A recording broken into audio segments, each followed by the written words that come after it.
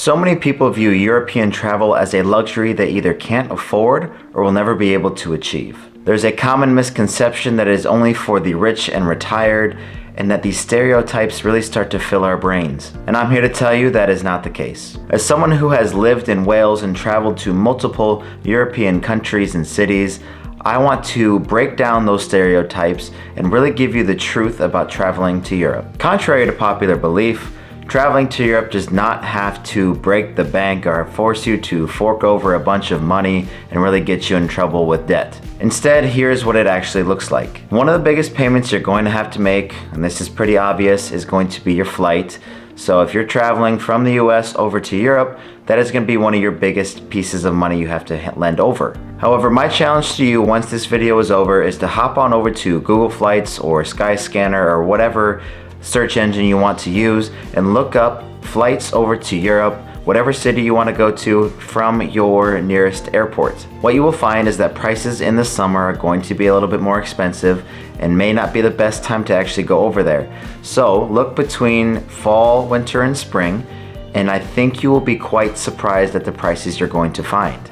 Just a few minutes ago, I actually looked at Google Flights for flights from Chicago to Paris, and I could literally leave in 2 weeks for $480. Like, I don't know if you can comprehend how insane that is. That price is so cheap. And to give you another example, Lexi and I went over to Ireland about a year ago. We were there in April, and we paid, I think it was $350 round trip each ticket. And the other nice thing about when you do get over to Europe is hopping around from country to country or city to city is actually really cheap. You can use budget airlines such as Ryanair or EasyJet to really find great deals at like $30 to $50 a flight. Now, sometimes this can impact how much you can actually bring with you in your luggage, so just keep that in mind when you are packing ahead of time if you are looking to take flights once you do get over to Europe. However, again, it's so cheap once you're over there. As for accommodations, hostels are going to be a great option for someone who's looking to save a little bit of money on their trip. Those hostels can sometimes run you between like 20 and 30 bucks a night. Another thing to remember in this circumstance is that you might be with some other people. I can remember staying in a hostel in Portugal where I was in a room with about 12 other people. Same thing when I was in Amsterdam. However, you can also pay a little bit more expensive, not too much, where you can get a smaller room for it's a little bit more intricate. If you have other buddies you're traveling with, you can almost get a whole room to yourselves.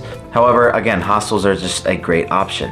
If you don't want to go the hostel route because you're worried about staying maybe with other people or so on and so forth, if you're looking at hotels, I would recommend looking outside of city centers because those prices are going to be a lot more reasonable and you can just take the public transport to get into the city. However, on that hostel standpoint, I have had a lot of success staying in hostels myself. I've met a lot of really cool people, and there also is a lot of events that these hostels put on that I have partaken in myself, such as Paella Night when I was staying in Lisbon, Portugal. Another way that European travel can be really cheap for you is based on the food component.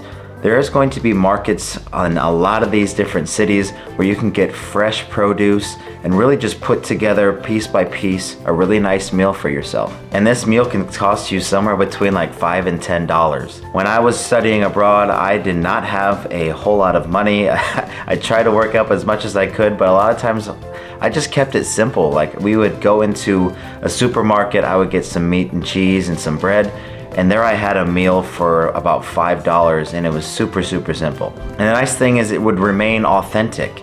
And sometimes you lose that authenticity if you decide to eat somewhere near a tourist site where you're gonna get charged up the wazoo and so on and so forth. And while you are traveling around in these cities, something you should consider is maybe buying the certain pass for that city that allows you to get public transportation at a cheaper price as well as entrance into some of the different attractions. One great example of this would be the Roma Pass, where you can get their public transport as well as entrance into like the Colosseum. And please don't forget that some attractions can also be free. I know, sounds crazy. However, at some of these different areas, such as hiking in the Alps in Switzerland or walking around the Roman ruins, some of those don't cost any money. Like you can just walk by the Colosseum and still get a really cool experience while walking around it. Obviously, I'd recommend going in, but if you're looking to really save some money and keep it on a budget, just walk along the outside of the ruins. Also, a lot of museums are free too. They want people to come in and really experience that country's history, so please check those out as well. Big thing is just remember to research whatever area you are going, so that way you can really get a greater idea of what is going to be free or really cheap for you to experience while you're over there. Before we transition into our next truth, I just want to say thank you for clicking on this video today. I'd love for you to join me on this journey by hitting that subscribe button and joining in the conversation below in the comments section. Let's get back to it. Another thing that people don't always mention about European travel is the awesome people that you are going to meet. Whether it be a fellow traveler, as I mentioned before, in hostels, or potentially a local as well. I've had so many great conversations with other travelers while at hostels. One example being when I was in Lisbon, Portugal, and we had paella night. So many great conversations there, as well as just an awesome dining experience I had in Florence with the greatest waiter in the world, and even times where I spent having dinner with families while I was in Spain. The list goes on, and the best part about all these different things that you get to learn about those people and those conversations, they could even recommend to you a place you need to check out. An example of this would be we were staying in an Airbnb while we were in Barcelona, and our host stayed with us, and she was telling us about how we needed to go check out Montserrat, which was just outside the city. And that was such a great choice. I'm glad she said something to us, because that is one of my favorite memories, is hiking up to the baptistry and just walking around up there while we were there. Truly, the people are just so kind and helpful, generally speaking, of course. There's always some bad apples, but I've had such great experiences with so many amazing people while in Europe. This friendliness leads me to my next truth of European travel, which is that there are many stereotypes to break down. And this example is exactly what I was just talking about, is that Europeans actually really do enjoy their time with Americans. I don't know why people think that Europeans don't like us. That is just simply not the truth. One of the biggest things I learned while I was living in Wales is that the European people are just curious and want to learn more about American culture. I think that just boils down to wanting to become more informed. So they're going to ask you questions about sports and food and politics. And I can remember having all of those conversations while I was on a taxi ride, while our train had broken down. We were trying to get from one spot in northern Wales to another.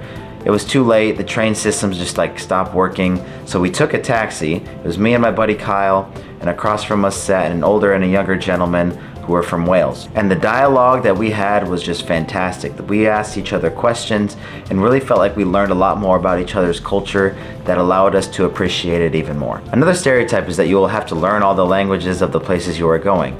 Now, obviously, I think it's a good idea to try to learn as many phrases as you can.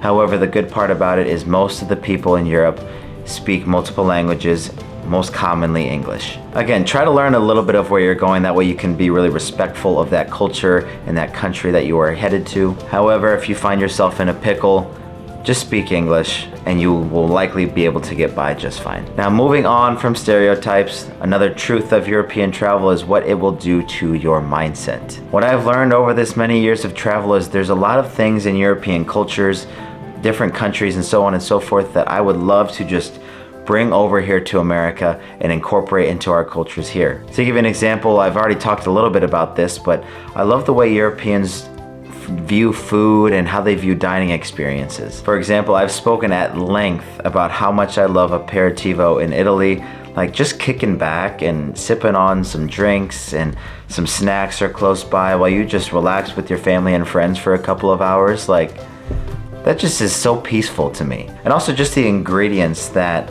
the whole continent uses. They're all very authentic and real and organic. Whereas over here in the US, unfortunately, we've gotten famous for processing a lot of foods. It's just a lot more unhealthy over here. I'm hoping we can incorporate that over here at some point. But another example of the European mindset that I wish would make its way over here would be the thoughts of walking and biking. I, for one, am guilty of driving my car at stupid lengths just for the simplicity of it. To give you an example, we don't live far from a grocery store. It's within 500 meters. However, I will drive there. Whenever I'm in Europe, I'll just walk to the grocery store and I'll just pick up a couple groceries and I'll bring them back to our hotel or Airbnb or whatever. But just the simplicity of it, why would I just drive my car? That doesn't make any sense to me. Whereas in places like Amsterdam, people are literally walking and biking all over the place. Like, that is so cool. Like, I remember arriving in Amsterdam and right outside the train station was a whole parking garage for bikes.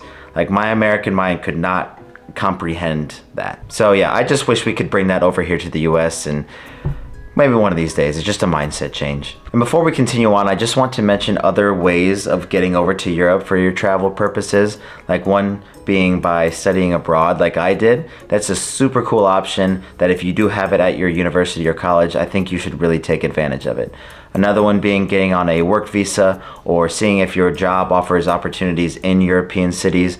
That could be a great way to have an extended stay over in Europe. It's also important to remember that once you get over there, Europe has great rail systems that allow you to get from place to place, and the prices are actually quite reasonable. European travel, in my opinion, is for anyone who's had the thought of visiting Europe cross their brain. If you seek learning more and experiencing different culture, then it's for you. I get a lot of crap for saying how transformative visiting the great continent of Europe can be, but that's exactly what it can do. So be open and willing to step outside of your comfort zone and experience more, because you'll never know what you're going to find next.